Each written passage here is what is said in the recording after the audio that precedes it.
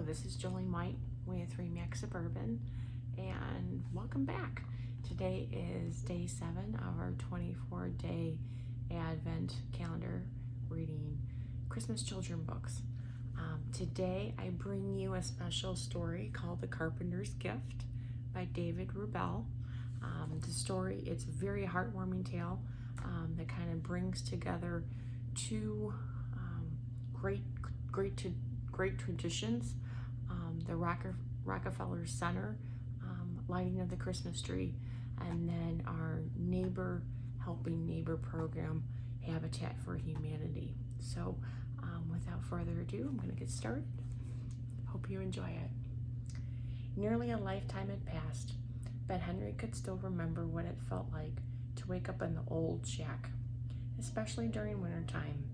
In those days, the Great Depression gripped the country, and like many people, Henry's parents were out of work. They couldn't afford coal for the stove or warm blankets for the beds, so young Henry usually woke up with a shiver. But he didn't complain because it was nobody's fault. Instead, he visited warm places in his mind. One day in 1931, actually the day before Christmas, Henry was reading a book when he heard the loud toot-toot of a car horn. He opened the front door and saw his father behind the wheel of a borrowed truck. "Go for a ride, Sparky?" his father shouted over the rumbling engine. "You bet," Henry shouted back and raced inside to get his coat. Riding in any sort of car was a special treat for Henry, not to be missed. Soon he was sitting beside his father, nose pressed to the window glass. They drove into a nearby grove of evergreens. Henry breathed in the strong, familiar smell. "Here's the plan," Henry's father said. "See those spruce trees, Sparky? We're going to cut them down and take them to the city." "Why?" Henry asked. "To tell them as Christmas trees," his father said. Even though New York City was just an hour's drive away, Henry had never been there before. He shivered with excitement at the thought of seeing all those tall buildings scraping the sky. When Henry and his father reached Midtown Manhattan, they began looking for a place to park and unload. Driving down Fifth Avenue, they found a good spot next to a construction site. "Mind if I set up here?" Henry's father asked a worker. The man looked them over. It didn't take him long to figure out that Henry's father was down on his luck. "No problem," the man said. "I'll give you a hand. My name's Frank." Then he turned around and called out, "Hey, Mikey, Paulie, help me out here." For the rest of the afternoon, Henry and his father sold trees to passers-by. By the end of the day, they had earned enough money to make the trip a success. "Wish you could be getting home now," Henry's father said as the sun set behind a tall building. "What about the rest of the trees?" Henry asked. "I thought we'd give them to Frank and the other fellows." Henry nodded in agreement. The best presents are the ones you don't expect, he thought. Because it was Christmas Eve, the workers were having a little party. Frank and the others took the tallest of the trees that Henry and his father had given them and decorated it with whatever they could cobble together: paper garlands, cranberries threaded on a string, and even a few shiny tin cans. Henry added an ornament of his own, made of newspaper, that he folded into a star.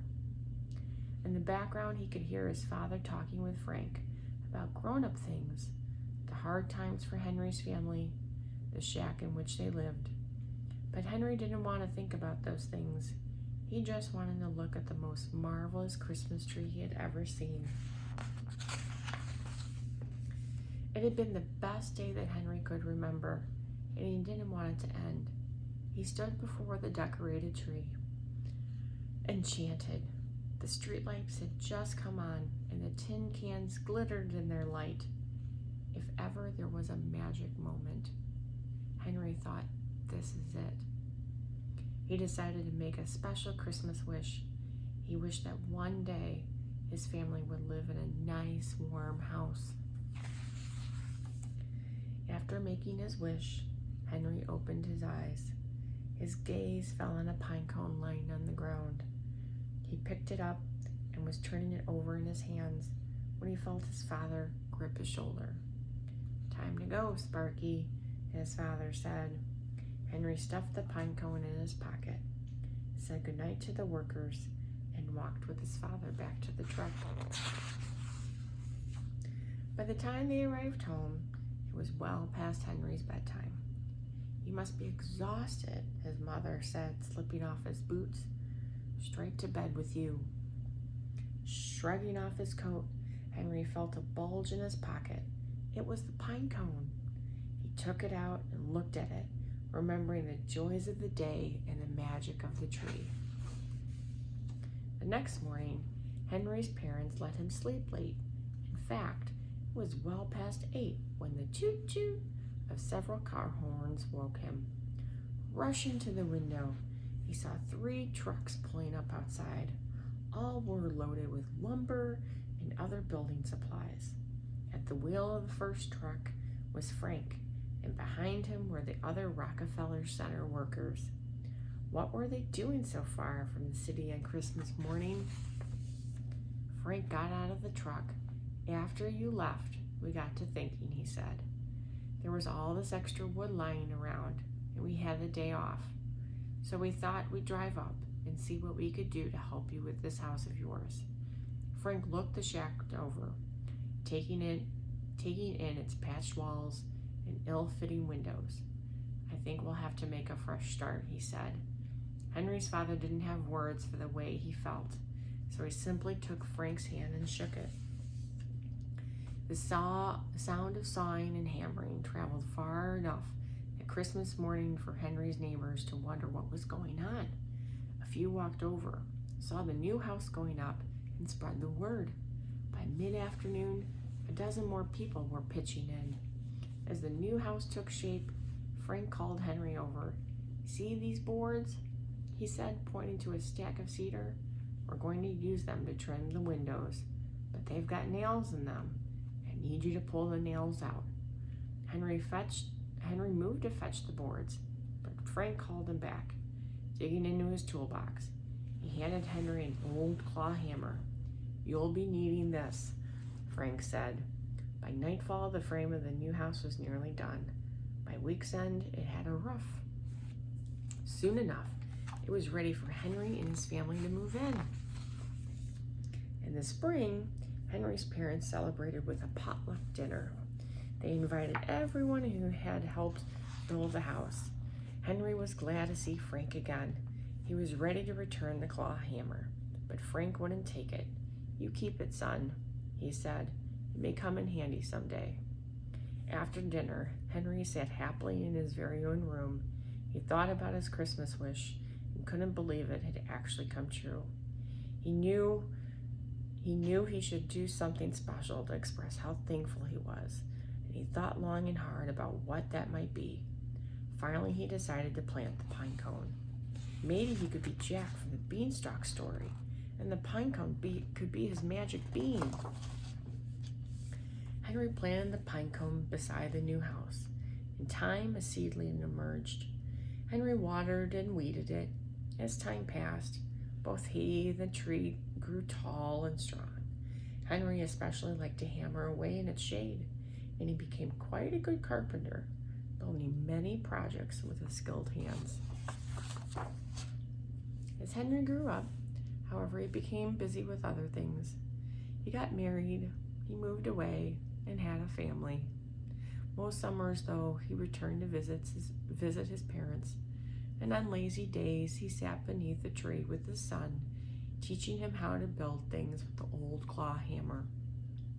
As he got even older, Henry sometimes wondered what the time went. One day, he was a young boy, waking up with a shiver. The next day, he was an old man, living alone. Not needing a big place anymore, he decided to move back into the house where he had grown up. To keep himself busy, Henry began working on the house, which was starting to show its age. He especially liked using the old claw hammer. Its polished handle, smooth and dark from wear, felt comfortable in his hand. One day, as Henry worked on the front porch, a man drove up to see him. The man told Henry that he worked for Rockefeller Center and that it was his job to pick out the new Christmas tree each year. "I just love your spruce," the man said. "When I saw it from the helicopter yesterday, I knew that it had to be this year's tree." Henry wasn't sure what to do.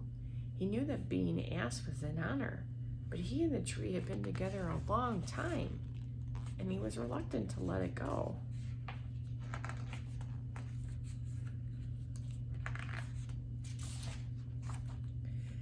"I know I'm asking a lot," the man said, "but if you agree, I can promise you that your tree will bring joy to millions of people." Henry thought some more. "And when the holiday season is over," the man continued, "we will mill the tree and use the lumber to help a family in need to build a new home." A family in need. Suddenly, Henry felt a shiver, and the calendar in his mind flipped back to 1931, driving to New York City with his father, meeting Frank and the other workers, building the house and planting the tree. He knew what we had to do. I've been given so much," Henry said. "I want to give something back. The tree is yours." Just before Thanksgiving, Henry received an invitation to the tree lighting. On the special day, a car picked him up and drove him all the way to Rockefeller Center, where he met the family whose new home would be built with the tree's lumber. They hugged him and thanked him many times for his generosity. Afterward, Henry stood off to the side and watched the family's young daughter. "It's so beautiful," the girl said softly as she stared up at the enormous tree. Then something caught the child's eye. A pine cone had fallen to the ground. Picking it up, she turned it over and over in her hands before stuffing it into her pocket. If ever there was a magic moment, Henry thought, this is it. Henry walked over to the girl, and they stood together, gazing at the glittering tree. Then Henry reached into his coat pocket and pulled out the old claw hammer. "Here you go, Sparky," Henry said. "You'll be needing this." The end. This is a beautiful book, and I hope it's inspired you to think about all the things that you've asked for help on in your life and in your home. And it gives you time to reflect about, especially now at this time of year more than ever, and especially during 2020, and how all those little moments of how someone has helped you, how you can pay it forward.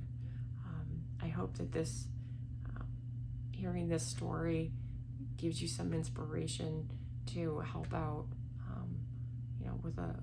with a local food pantry, with a local nonprofit, specifically Habitat for Humanity, who's in our area and building homes for those in need. But you find that cause, whatever that inspiration, and wherever you find that